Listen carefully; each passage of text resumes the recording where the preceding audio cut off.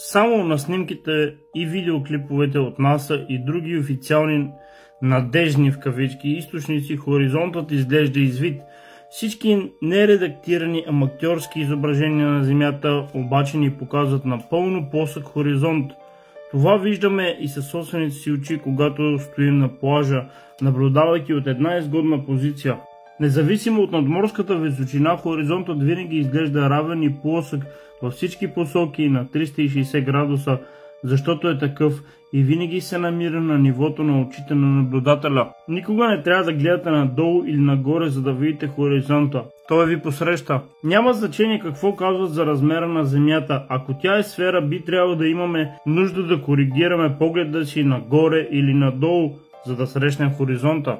Знам, че сте виждали кривината в снимки и видеоклипове, но НАСА и много други официални източници непрекъснато изкривяват хоризонта в тези кадри чрез обектив тип рибешко око, за да ни втълпят извивката на Земята. Това е същия обектив рибешко око, вграден в GoPro камерите.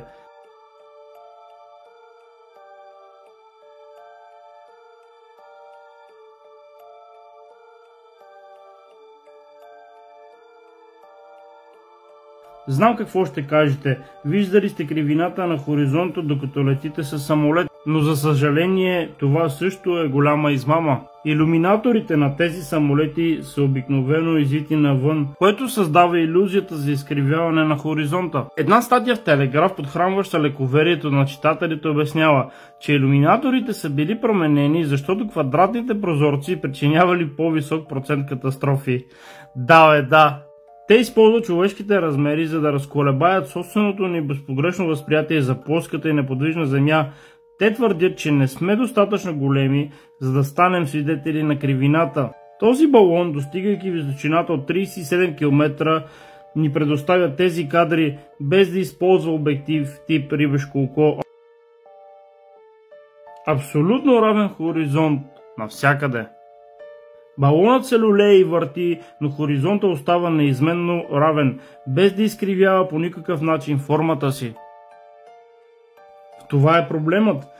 Векове наред нашите предци са използвали собствената си преценка и са разчитали на собствените си вродени сетива, за да разберат, че Земята е плоска.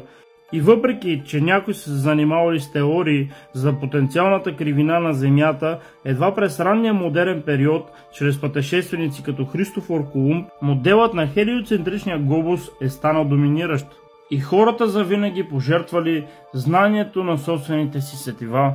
Хелиоцентричният модел е толкова очевидно погрешен и безсмислен, че е удивително как толкова много хора вярват в него.